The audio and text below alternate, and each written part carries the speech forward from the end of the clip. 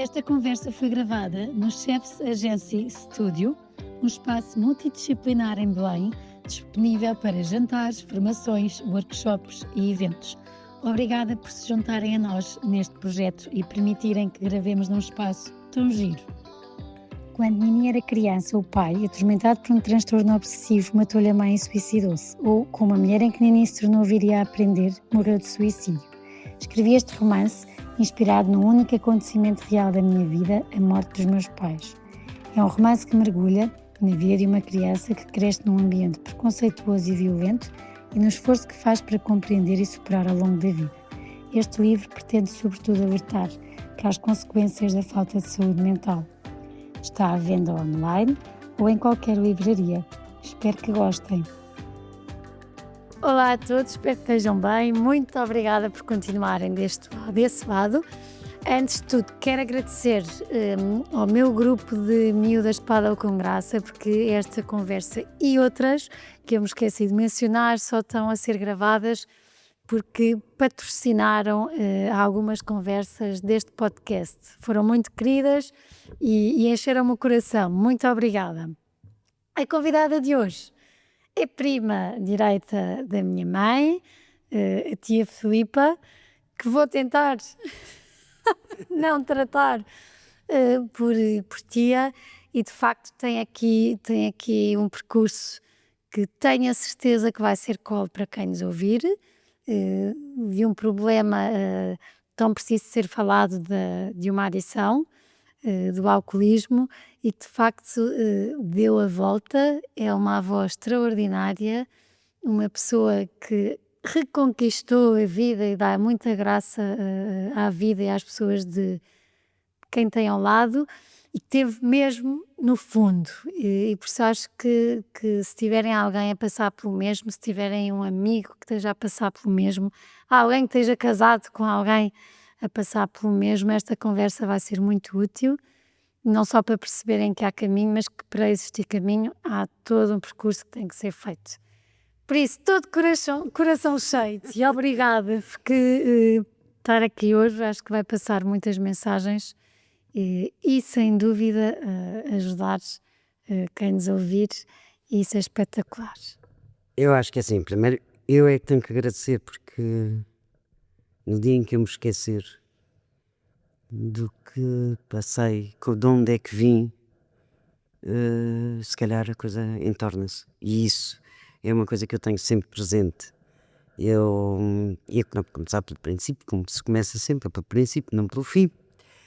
Eu nasci na Madeira, vivi 20 anos na Madeira, em que tinha uma vida, vivi numa bolha de sonhos.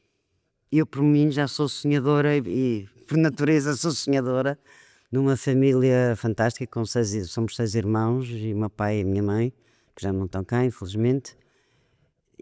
Mas tive duas pessoas, e muito o meu pai, que é uma pessoa muito justa, muito reta, mas que um ambiente ótimo em casa. Acho que vivíamos numa bolha.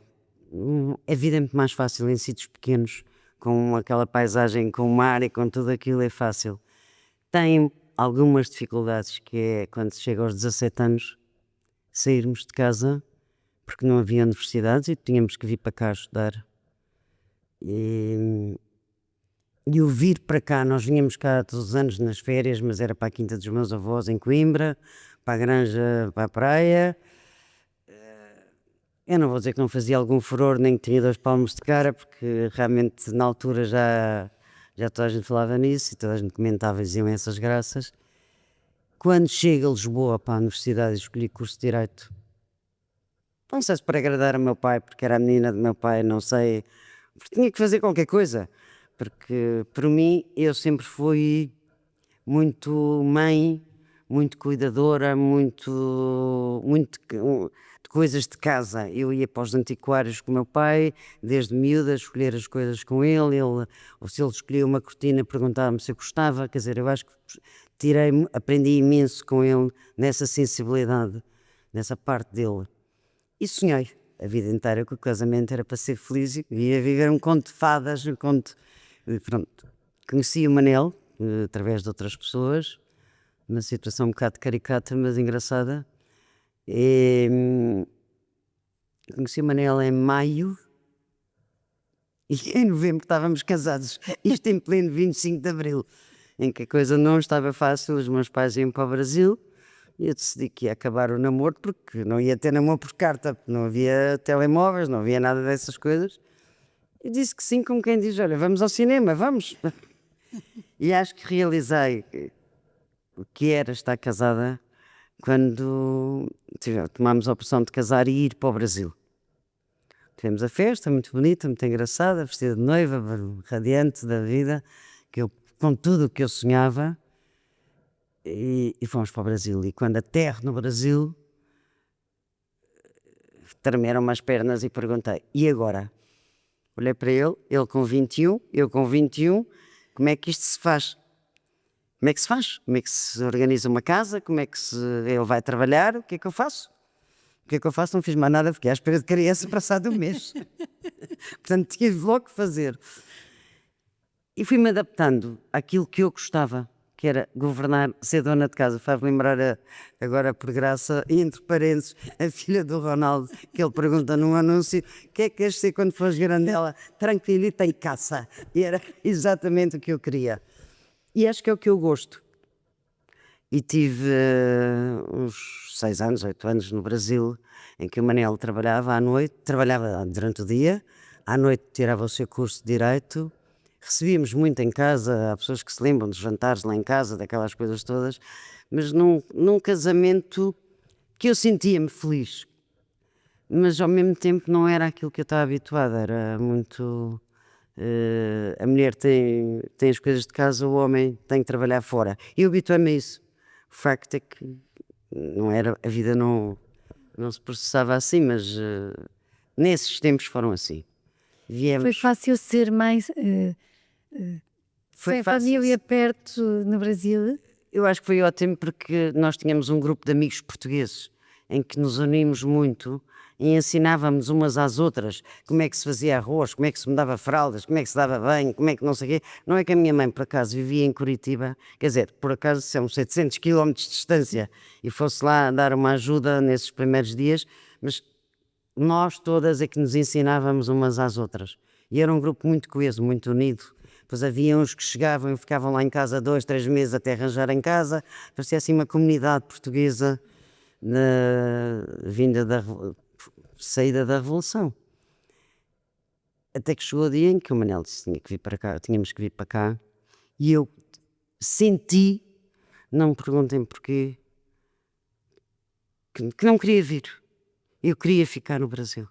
Eu adorava o Brasil, eu adorava aquelas facilidades do Brasil, o brasileiro, a música. Portanto, os meus pais mudaram-se para o Rio de Janeiro, fins de semana no Rio, tudo aquilo era fácil. Eu não trabalhava, trabalhava em casa, com os meus filhos, tomava conta de crianças, tinha uma babá, quer dizer, tudo aquilo era, entre aspas, fácil.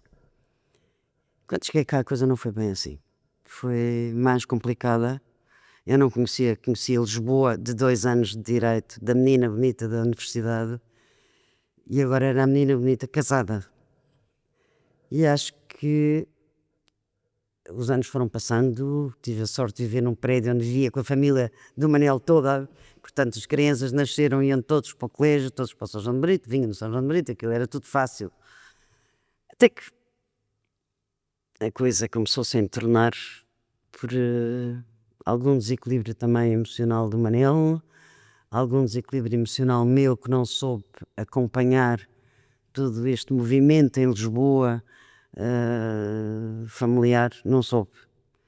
E toda a vida um bocadinho desequilibrada do Manel. E isso desequilibrou-me, quer dizer, eu senti o castelo começar a cair, o sonho de fadas começar a acabar. E até que ele adoece, arranja outra pessoa, sai de casa. Mas era um sair de casa que era um pé fora e um dentro. Eu nunca sabia se ele vinha, se não vinha, e sentia ao mesmo tempo, parecia um leão a entrar e que passava por cima de mim e dos meus filhos, dos nossos filhos, por cima, sem perceber que nos magoava horrores. Até que um dia saiu, mas continuamos nesse ramo-ramo. Ora entra, ora sai, ora entra, ora sai. O Manel adoece. E quando adoece, enfim, a coisa não foi fácil porque adoeceu num mês e num mês morreu. E estou a resumir isto muito, o mês morre e o conto de fadas, o castelo caiu-me ao chão. Caiu-me ao chão, eu estava sozinha com 2 filhos. Que idade é que tinham? Eu tinha 31 e o Manel 32. E os pequeninos? O Manel tinha 8 e o outro tinha 10. Oh, não, um tinha 10 e eu tinha 8. E foi uma fase muito, muito complicada. E no dia em que o Manel é enterrado, ou a velório do Manel, eu entro na garagem lá em casa, eu não bebia. Não bebia todo, não gostava. Tínhamos discussões no Van Gogh ou no stand, porque pede um whisky, não pede um whisky, eu não gostava nada daquilo, para que é que havia de pedir? E ele acabava por beber o dele, o meu, o dele e mais os tantos. E eu não bebo.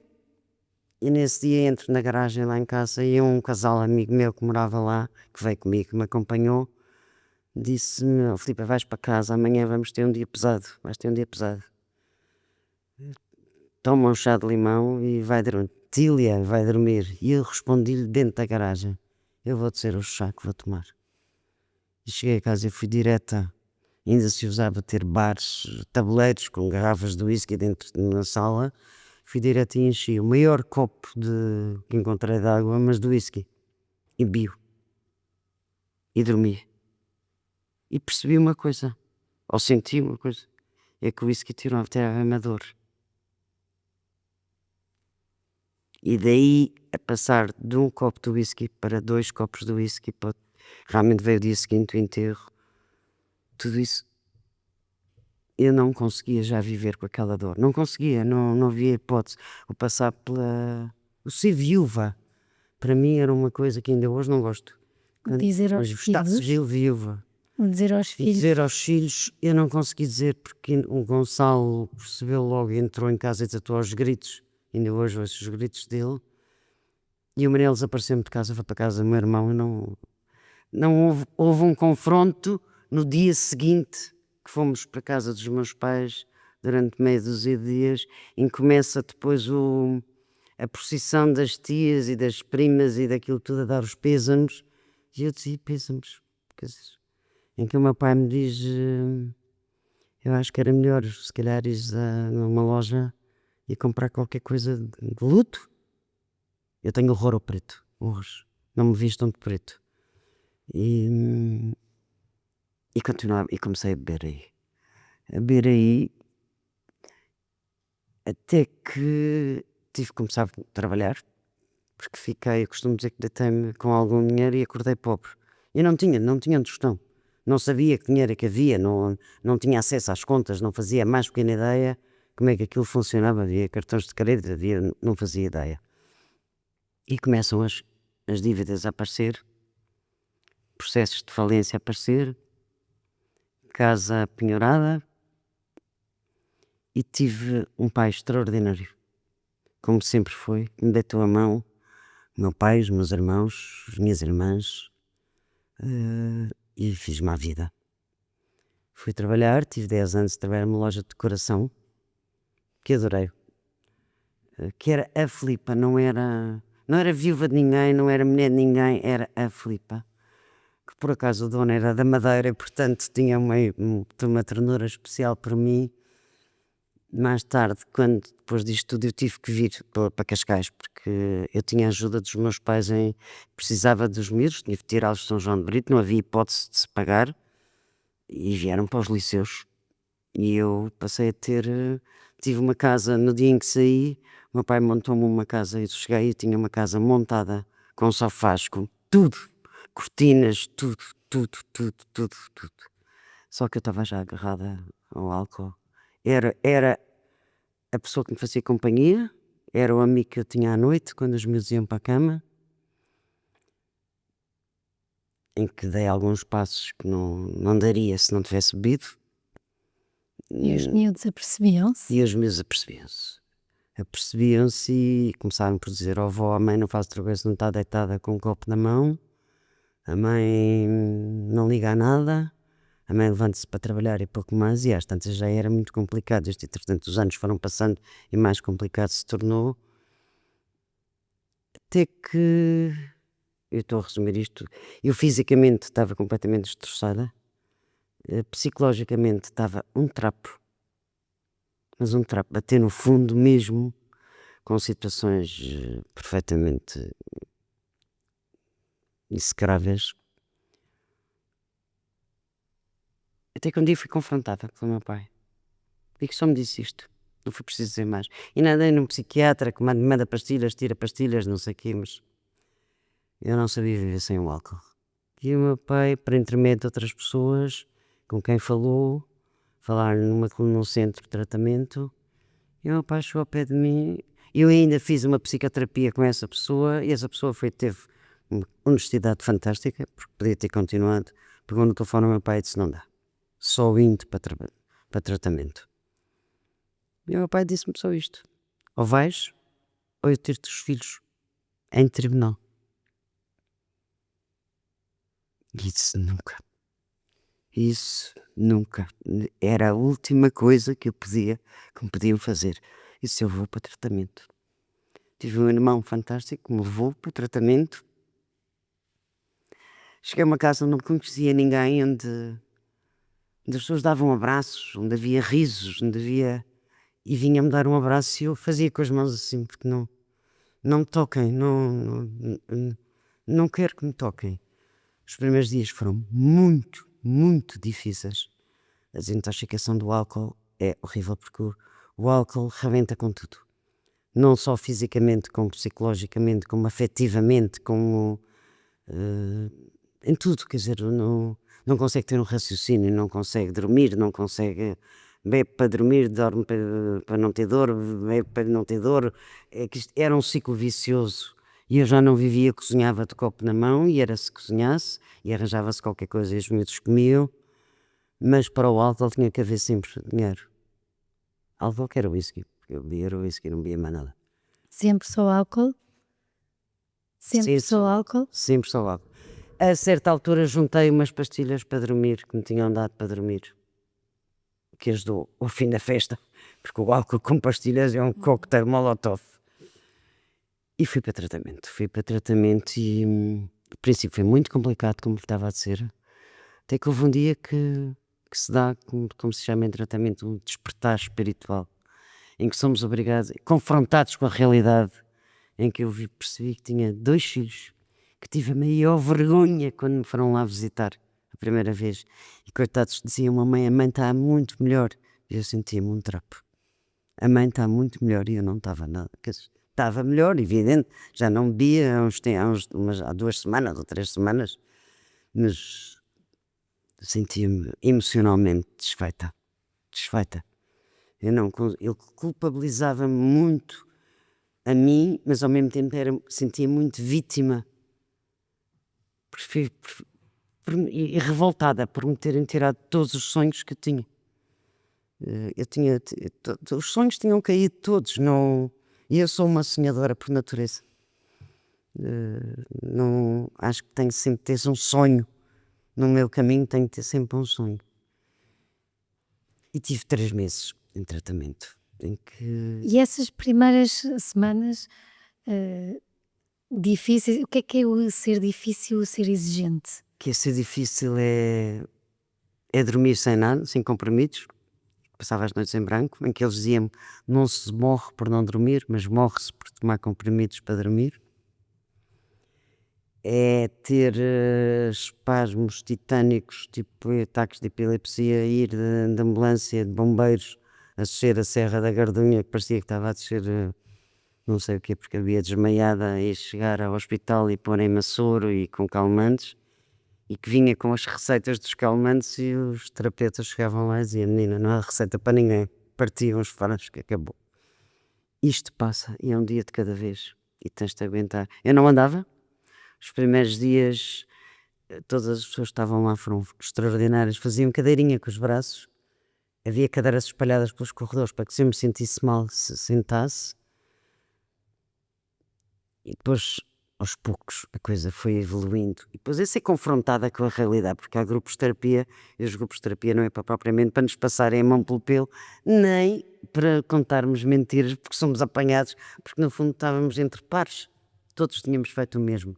Mais droga, menos droga, mais álcool, menos álcool, mais pastilha, menos pastilha, mais engenheiro, mais médico ou advogado ou vindo da rua, todos tínhamos acabado sentados naquela cadeira. Daí diziam-me sempre, olha para as semelhanças e não para as diferenças.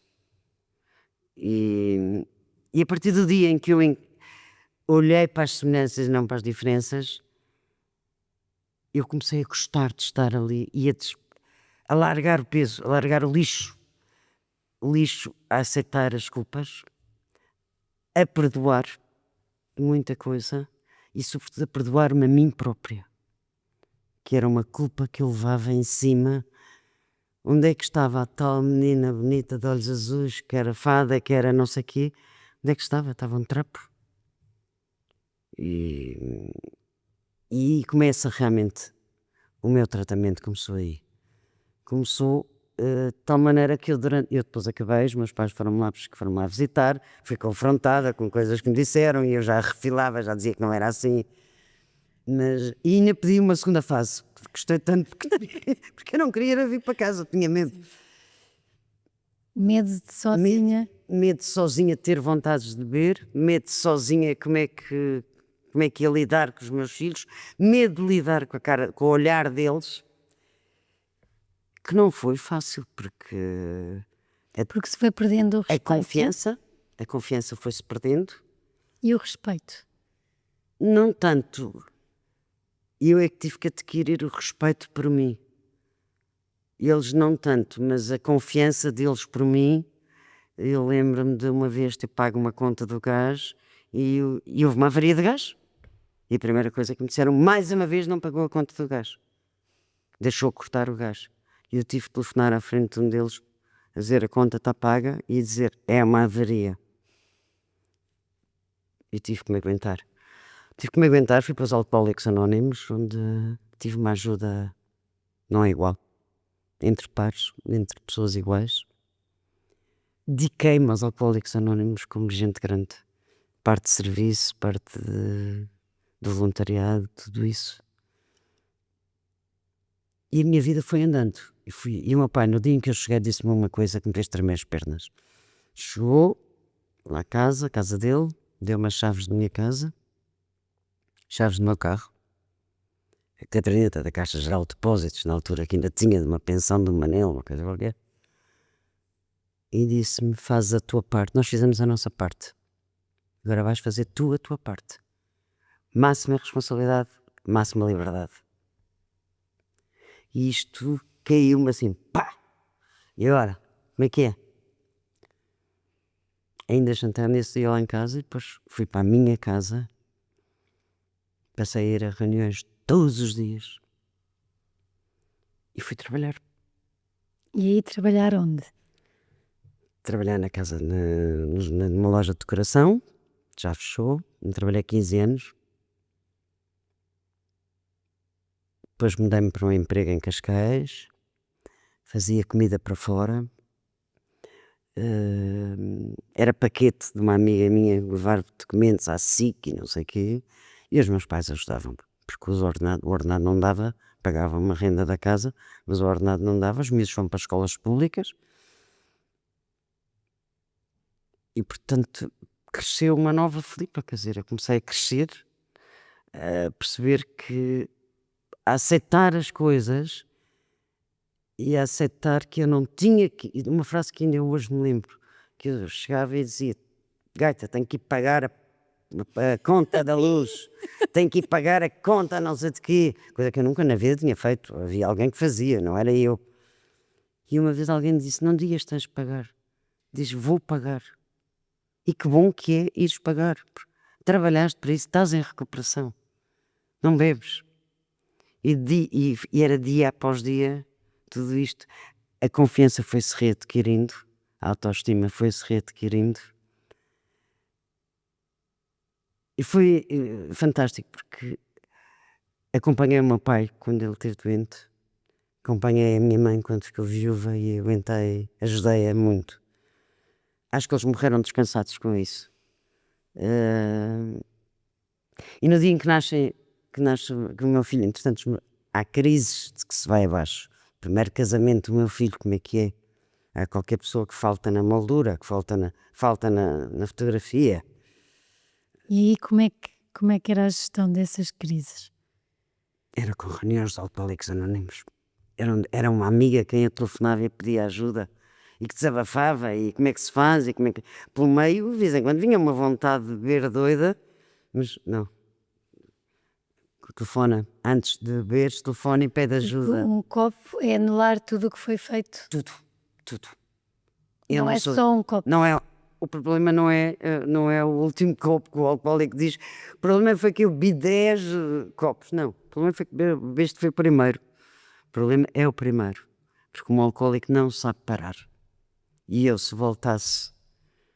Eu lembro-me de uma discussão que tive com uma das minhas irmãs. É uma porcaria de uma conta que ela dizia que pediu-me para pagar e perguntou-me: como é que eu sei que tu pagaste? E eu passei-me da cabeça, quer dizer, não havia direito de responderem-me aquilo. Ou tinham direito, não sei. Mas eu entrei dentro do carro e pensei: se virar para a direita eu vou beber. Se virar para a esquerda eu vou para uma reunião. E tinha uma cassete no carro, que era de uma aula de relaxamento, de tratamento, que tinha sempre dentro do carro. E na fúria era tanta que dei com a mão na cassete, a cassete entrou e começou a tocar. E eu fui para a porta da reunião. Tive uma sorte brutal, Deus é grande. Tinha um bêbado, tão bêbado, sentado nos degraus, que eu olhei para ele e disse: não, eu para ali não quero voltar. Tive 2 horas sentada nos degraus da reunião, à espera que a reunião abrisse. Mas beber eu não ia beber. Isto porque, e voltando aqui à parte da clínica, e queria reforçar muito isto porque ao preparar a conversa, falei com algumas pessoas, mas uma delas disse mesmo que é daqueles casos que ninguém dizia que era possível. Ninguém dizia, para quem nos ouve e não viveu tudo, perceber que isto está a ser assim resumido, mas estava mesmo no fim. Bati no fundo. E acredito que as pessoas pensassem, eu própria não acreditava em mim, portanto acredito que as pessoas pensassem, isto é impossível. E isso era um desafio, mas ao mesmo tempo foi um desafio para mim, em que eu pus como uma meta: eu vou sair disto. Eu tenho 2 filhos, eu tenho que sair disto. Eu tenho que sair disto. E portanto eu fazia tudo. Se me dissessem lambe o chão, eu lambia o chão. Se me dissessem faz o pino, eu fazia o pino. E dar abraços. E dar abraços, passei a adorar dar abraços. Puseram uma semana a dar abraço a toda a gente e a partir daí o abraço, não há nada como um abraço. Não há nada como um abraço. Não, nada substitui. Isto porque a clínica, o trabalho... É um trabalho muito espiritual, é um trabalho muito emocional, em que se aprende que chorar é bom chorar. Não há mal nenhum em chorar, porque nós somos educados, ou pelo menos eu fui educada muito, que chorar é uma vergonha. Não é uma vergonha. É lavar a alma. É deitar cá para fora. É ter o direito de sentir. É saber falar de mim. É aprender, em vez de apontar o dedo, tu disseste isto, tu disseste aquilo, não. Eu estou-me a sentir assim, com o que tu disseste. O problema é meu, a escolha era minha. Portanto, eu não poderia mais culpar depois em tratamento, culpar ninguém. Não podia. Depois do tratamento que faço, quer dizer, é muito difícil estar a culpar o outro porque fui beber, porque vou beber. Porque eu quis. E quando se está já nesse estado também há uma manipulação muito grande. Completamente. Eu manipulava tudo e todos, quer dizer, não havia nada que não manipulasse, e qualquer convite fosse para o que fosse, servia para eu ir beber um copo, coisa que eu nunca iria se estivesse com ninguém beber um copo. E depois há a vergonha da mulher alcoólica, que é um estigma que fica marcado. Não para quem gosta de nós, mas para quem não gosta, é um estigma. E há tempos conheci uma pessoa e E estava na dúvida como é que iria dizer antes que dissessem. E antes de dizer, houve alguém que lhe foi dizer. Portanto, não esquecem, se você vir um homem entrar num bar a pedir um copo, é indiferente. Uma mulher entrar numa cervejaria ou numa tasca, numa coisa qualquer, ou num café a pedir um whisky, não é bem igual. É bastante diferente. E é difícil depois, quando já se está já se está a recuperar, já está vivo, é difícil recuperar essa imagem, esse estatuto de já não sou aquilo que era. É, porque mesmo que as pessoas não estejam a olhar para a minha cara ou para ver se eu bebo, na minha cabeça é aquela está a ver, aquele está a ver, aquele está. Eu tenho uma coisa que ainda hoje faço. Vou para uma festa, para um casamento, tenho 3 copos, 4 copos à minha frente e começam os empregados e eu só, façam-me um favor, leve todos menos o da água. Ponto final. Não. E porque tem que ser água, não há batota de gelo com água. Não, água, água e se quiser, vieram com essa treta e eu ia caindo, que é, pede uma água tónica, não, num casamento não.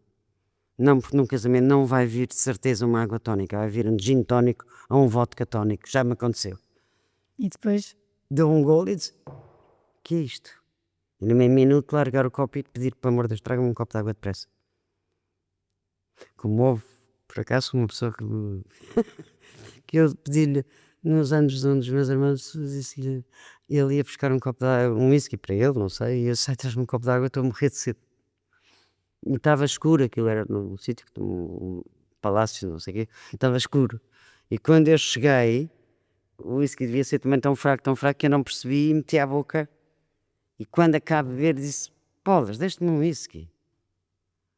E ele ficou para morrer e pediu uma maior das desculpas. Eu disse, esquece, porque quem tem que esquecer sou eu. Dá-me um copo de água já. Bebi o copo de água. Claro que brincámos com isso, levei isso na brincadeira. O meu irmão Carlos até se riu e disse a rir, é desta que fez. Disse, não. Mas aí é um esforço ainda maior, ou não? Não, ele veio a coisa numa de... Aconteceu, como tinha ouvido já noutros casos que aconteceu. E não voltou a repetir-se. E eu hoje em dia não peço a ninguém para me buscar nada. Aprendi a lição. Vou eu buscar o meu copo de água, vou eu buscar, porque não arrisco. Carlos pediu desculpa porque se enganou a dar o whisky. Foi o enteado dele. Teve que haver alguns pedidos de desculpa durante a recuperação, ou não? Não, eu acho que os pedidos de desculpa foram feitos pela minha postura, pela minha maneira de estar, pela dedicação que tive com eles,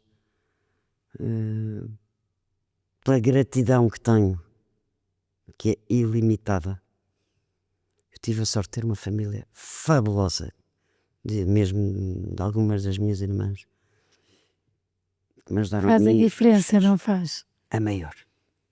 Substituir a culpa, a raiva, a vergonha pela gratidão, isto não é fácil. Não é. Primeiro é aceitar que eu é que tive mal. Ninguém me apontou uma pistola à cabeça para eu beber. Eu não tive capacidade, não quis fugir da dor, não quis passar o luto do Manel. E o luto do Manel continua. O luto do Manel não é uma coisa que eu faça que tenha passado. Eu vou fazendo todos os dias. E este ano vou fazer uma coisa, porque me vivo de sonhos. Sempre tive sonhos de viajar com os meus netos e tenho viajado e viagens fantásticas com eles. E a alegria que eu sinto quando os vejo deitados num barco, ou quando os vejo dentro d'água na Madeira, quando eu estou cá em cima e digo, a vida deu uma volta, tanto financeiramente por N situações, pelos meus pais, pelo meu pai, pelo trabalho do meu irmão, do meu filho, dos meus filhos. Eu tenho orgulho imenso na família dos meus irmãos, imenso. Nunca me culpabilizaram, nunca me apontaram o dedo, tu és alcoólico, tu és bêbada, tu és isto, tu és aquilo, nunca. Acho que hoje em dia valorizam-me imenso. Eu acabei como secretária do meu irmão Carlos.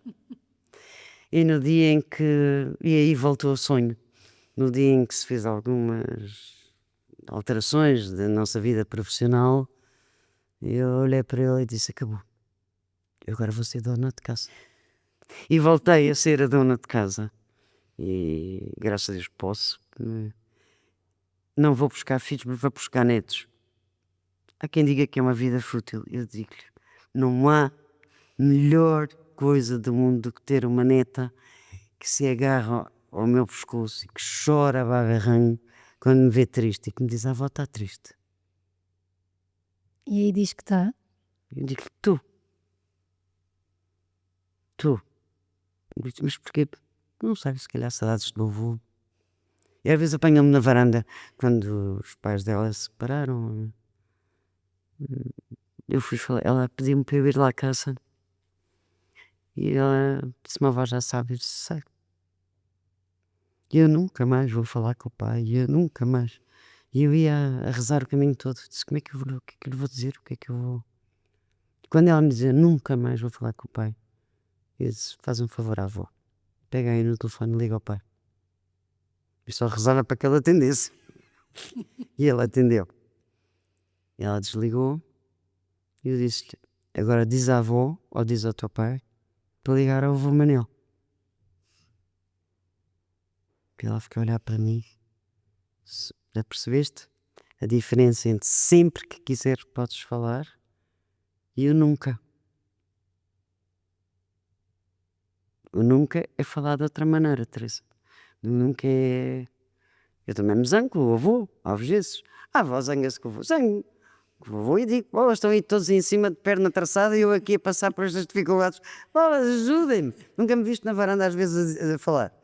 Já realmente já vi a avó falar sozinha na varanda. E eles acompanham-me. O dia vou acompanhando o crescimento deles. Eu posso dizer que vou agora. Eles realizam-me. São tudo. São, mais que tudo, são o prolongamento ou o sentido que teve o meu casamento.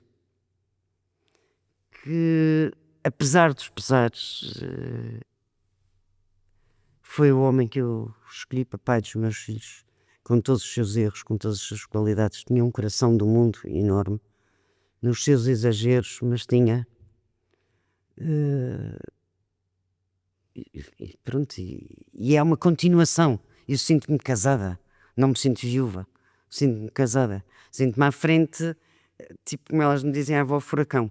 Eu sinto-me o furacão à frente de toda a gente. De 11 que vamos viajar e eu tenho que organizar e se não controlar aquilo tudo, perco a cabeça, porque já vejo um para um lado, outro para o outro, cada um. E nisso eu acho que recebo tudo. Tudo, não há nada que pague, não há que pague.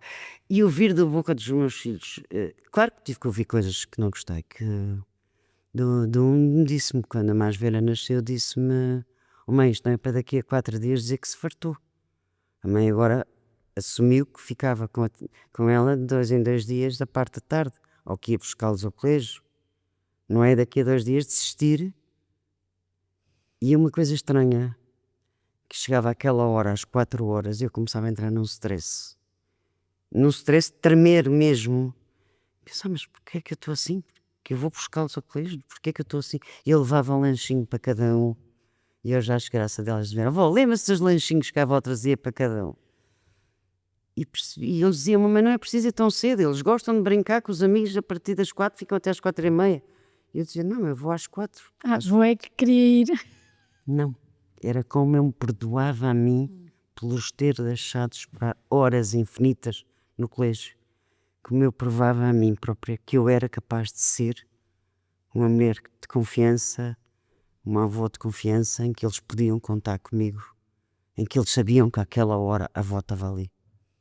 E hoje eu tenho-os, há qualquer coisa e um deles pega no telefone. Eu vou agora para o Oviedo, tipo de Lourdes quase, que tenho o maior respeito por ela, atrás do Tomás, para ver o campeonato de futebol da Capa Oviedo, porque ele joga no Estoril Praia, quer dizer. Tenho as minhas amigas com quem viajo também e faço as minhas viagens, mas o principal é a viagem com eles. É, Agora é o é Brasil. chegada ao aeroporto. E agora mostrei-lhes tudo na Madeira, onde vivi, casa dos meus pais, dos meus avós, o colégio, os clubes onde andava, as minhas amigas. Ficam todos doidos porque eu realmente tenho muitas amigas da Madeira. Tenho as minhas referências na Madeira. Eu não tenho cá referências. E isso faz-me falta. E às vezes preciso de carregar baterias, que é aquele abraço que se dá quase a chorar, porque temos saudades umas das outras, dormíamos em casa umas das outras. Eu não tenho cá isso. E hoje sentir-me que eu sou capaz disso tudo sem álcool. Sem álcool. No dia em que eu tocar numa gota de álcool, tudo isto eu perco. Quando eu entrei em tratamento eu não tinha já nada a perder. Só me faltava morrer, para nada.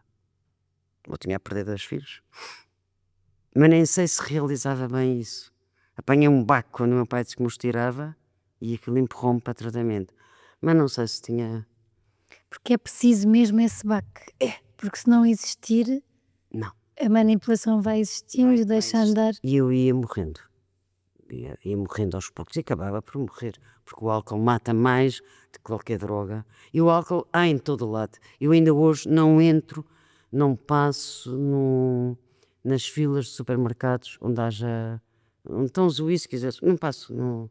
Eu ia beber um café no princípio, pedia o café e contava quantas garrafas de whisky havia em cima.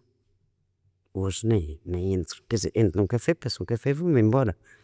Não uso o álcool lá em casa. Não, aliás, quando vão lá a casa jantar, eu digo sempre: quem quiser beber que traga.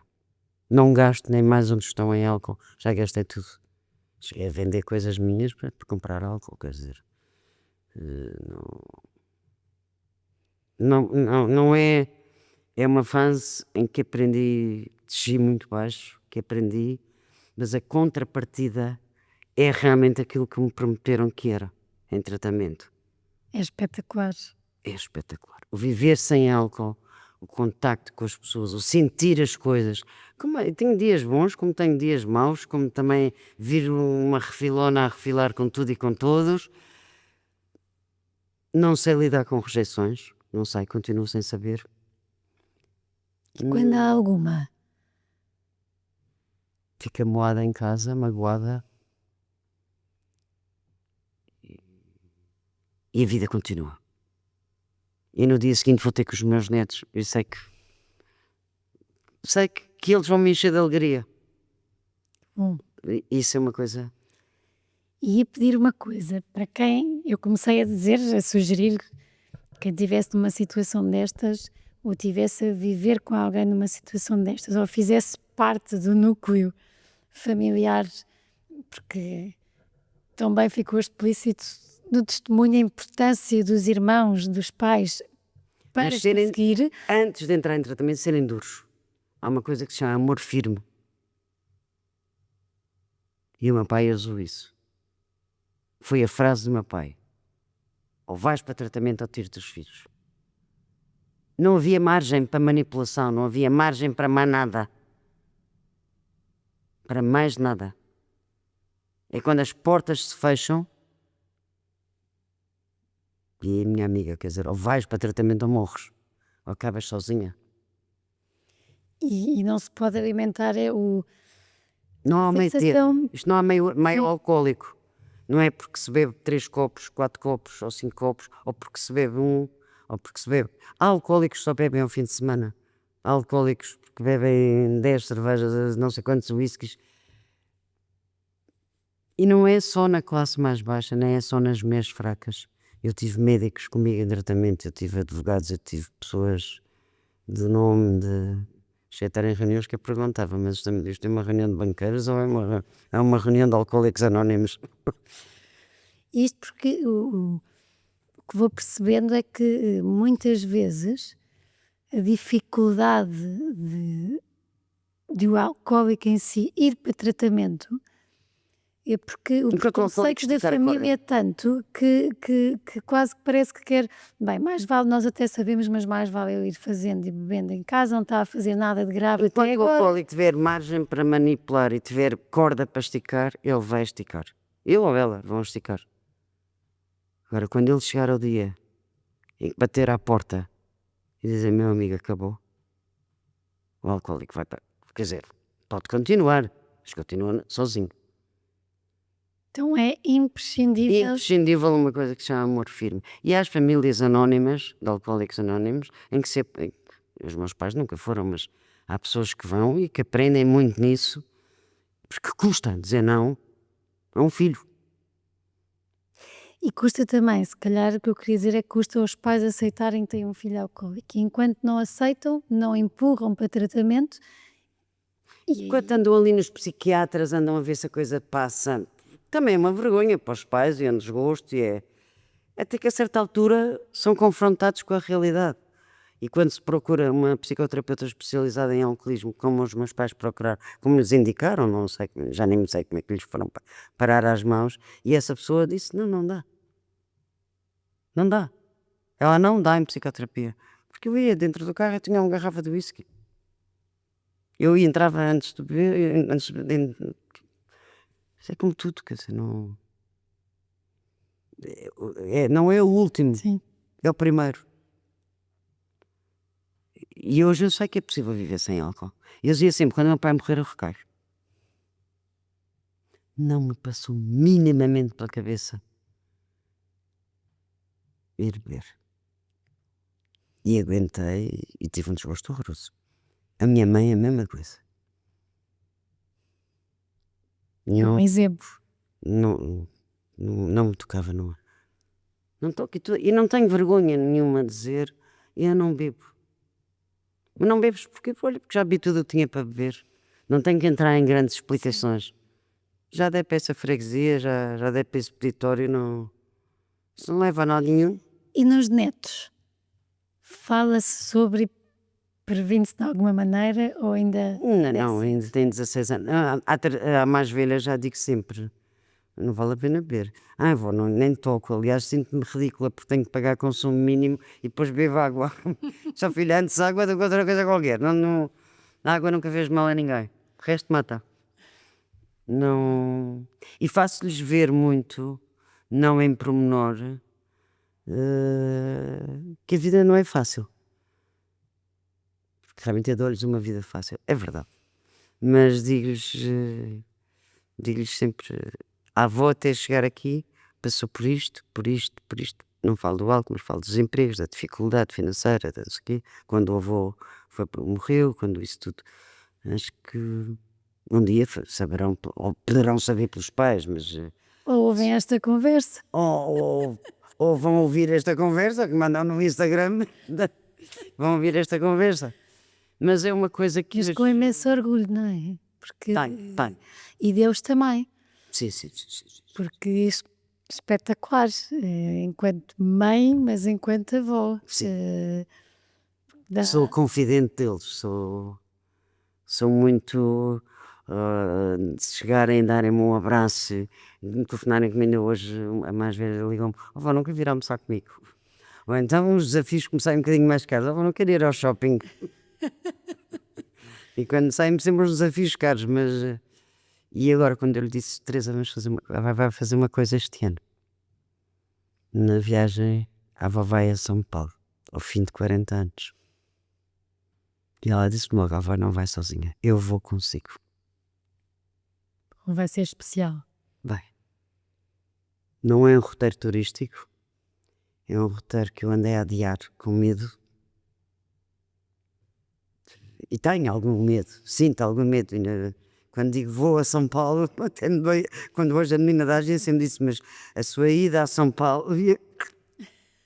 Eu só, é uma viagem que não é turística, porque eu vivi lá. Eu quero ficar nesta rua, num hotel nesta rua, porque era ao pé da casa onde eu morava. E disse, Terezinha, não é uma viagem para andarmos a passear. Vamos 2 dias. A avó vai-te mostrar a primeira escola do pai, onde a avó viveu com o avô. A avó mostrou-te a Madeira. Agora vai-te mostrar o Brasil. Porque a vida da avó passou-se entre estes 2 polos. Esta estadia cá é uma estadia por familiar. Porque tenho cá netos, porque tenho cá. Porque me faz falta as referências. Porque realmente tenho uma data de primos com quem me dou e que fazemos aqueles almoços inesgotáveis que vão desde a hora do almoço até à noite, mas faz-me falta o calor da Madeira. E as pessoas que vivem numa ilha, menos para mim, têm sempre a linha do horizonte. E o que é que há para lá da linha do horizonte? A necessidade de viajar, de conhecer, de... Aqui, caí de paraquedas, saí de casa com 17 anos para vir para uma faculdade que não acabei e que fui fazer o que gosto. Depois ainda andei 2 anos num curso que gostava, que era assistência social. Fiz neste período todo de recuperação, eu fui-me ocupando muito dos outros também. E fiz carrinhas sem abrigo, de 15 em 15 dias fazia as carrinhas dos sem abrigo. O Carlos dizia-me isso, eu a pedir assim, mas agora tenho que dizer mal, eu tenho que saber mal, tenho que dizer se é distraída, se é desarrumada, é o mal que eu peço para me dizer. E o que não consigo, às vezes pode ser ridícula, mas tem uma coisa que é, está sempre disponível a ajudar os outros, seja quem for, há sempre essa disponibilidade. Por isso é que eu estou aqui. Não só porque me ajuda a mim a não me esquecer do meu passado, mas porque há muita gente a beber, muita mulher a sofrer e que seria bom que chegasse alguma que desse esse passo, ou algum marido que esteja a destruir uma família, porque isso deixa marcas. Porque um filho dizer que tem um pai bêbado não é agradável para o filho, e as pessoas são estigmatizadas com isso, sobretudo as mulheres. Eu há tempos vi uma mulher, não faço ideia quem era, que estava num café e pediu um whisky. E eu olhei para a cara dela e disse: és alcoólica de certeza. E aquilo fez-me confusão. E disse: porra, eu tenho que fazer qualquer coisa, não posso ficar aqui sentada a pensar, é alcoólica, o que é que faço? Vou-lhe contar a minha história, se essa mulher me atira com o copo à cara, o que é que eu faço? E saí, chamei o empregado e disse: olha, eu penso que aquela senhora tenha problemas, está aqui o meu número de telefone, diga que se ela precisar de ajuda que me ligue. Não sei se me ligou ou se ligou a outra pessoa qualquer, mas não sou capaz de... Quando temos uma visão e estamos no fundo, do que é o fundo, e conseguimos sair de lá, parece que sentimos alguma coisa para fazer, para ajudar os outros, para que não cheguem a esse ponto. Porque é tão mau e custa tanto. Custa tanto subir, mas custa muito, muito subir. Seja espiritualmente, seja emocionalmente, seja fisicamente. Dar a cara, ter a capacidade de andar na rua, de encontrar a pessoa que nos aponta o dedo e ter aquelas frases que dizem: ai, agora estás ótima.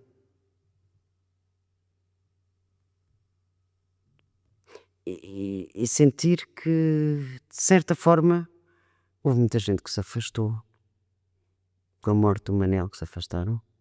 Houve muita gente que se afastou com o meu alcoolismo. E há muita gente ainda que, se for preciso, dão aquela bicada. Mas o que é que bebes? Bebo. Quer dizer, isso... E habituei-me a viver sozinha. Adoro o meu sossego, tenho a casa que sempre sonhei. E eu digo sempre, aquilo que deres ao mundo, o mundo devolver-te a dobrar. Eu estava numa casa que de repente estava há 15 anos e adorava estar na casa, na bicuda. E de repente o senhor e coitado foi à falência e a casa foi penhorada. Eu recebo uma folha de tribunal a dizer que é penhorada e disse: pelo amor de Deus, não. Não, chega, já foi e não tenho nada a ver com isto. E um ano antes telefonei ao meu irmão, que é sempre, e aos meus filhos, e disse: eu não vou passar por isto. Não vou, nem quero que ninguém passe por isto, portanto, eu vou arranjar já uma casa. Eu fui à casa do filho de um amigo meu e disse, dê-me esta casa, com uma vista para o guincho, para o mar. E ele disse, não, se não dou da casa, eu vivo cá. E eu cheguei a casa à meia-noite e escrevi no Google, à meia-noite, isto é um ano, aluga-se T2 em Cascais com vista a mar. E apareceu no mesmo condomínio, de frente para o mar, e eu olhei para o preço e disse, esta casa é minha. Dê para onde der. Telefonei ao meu pai, ao meu irmão, ao meu filho, disse, olha, negociem a casa. Nós negociamos, mas tu estás calado. 24 horas após a casa era minha. E eu digo, Deus é grande. Lá em cima trabalham... Mas muito trabalho aqui também, sim. Sim, eu minimizo muito isso. Muito, porque não se chega, nem se chega a este ponto da vida tão reconstruída e a conseguir construir a vida dos netos, dos filhos, porque cada vez que está com os netos está a construir. De borla.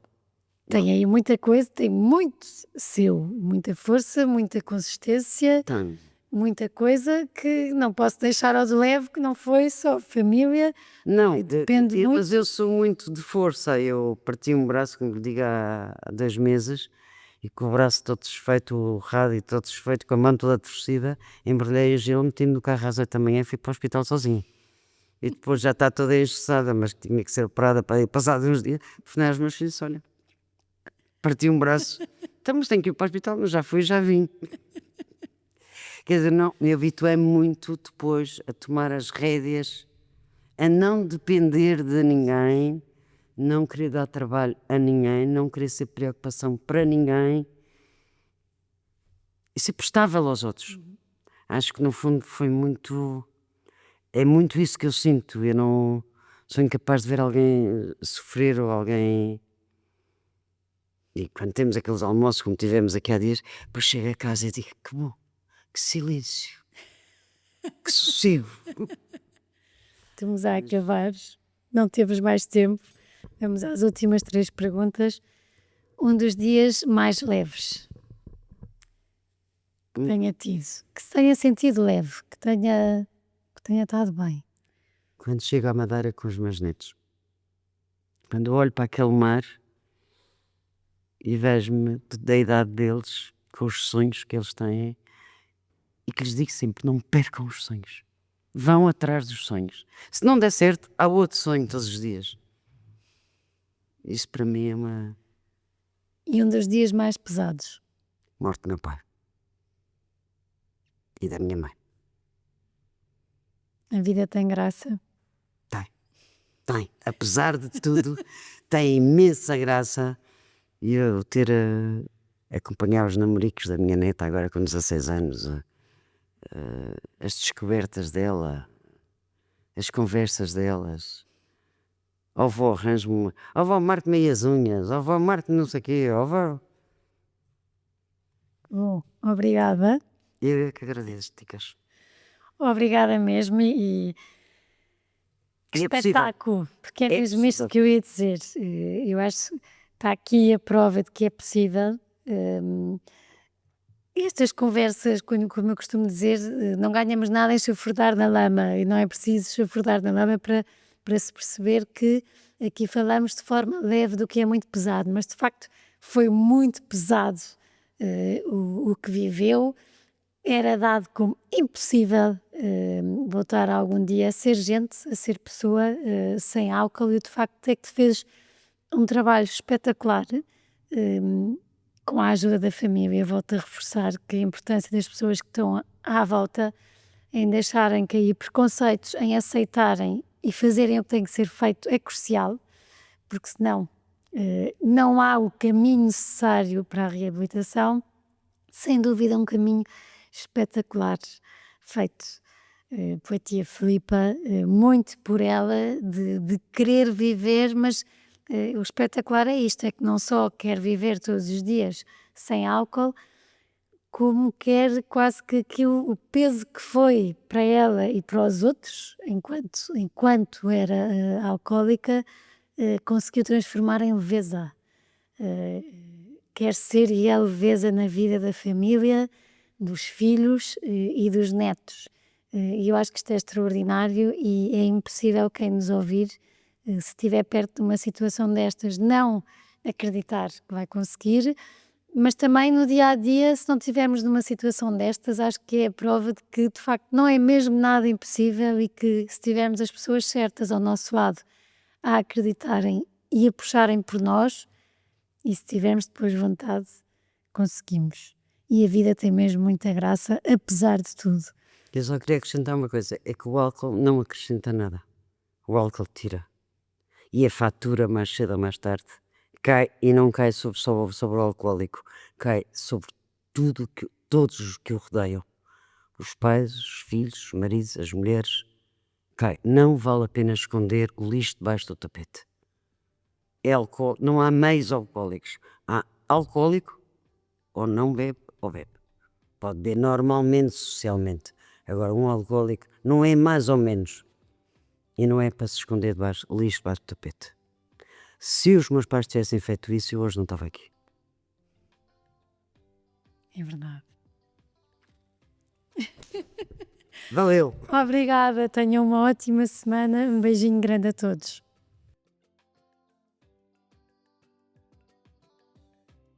Obrigada por terem estado connosco até aqui. Para terem acesso a conteúdos exclusivos do podcast Páginas com Graça, como quem serão os convidados e saberem com antecedência, poderem fazer-lhes perguntas, terem acesso a conteúdos extra que vamos conversar e que vamos falar aqui, poderão ser patronos.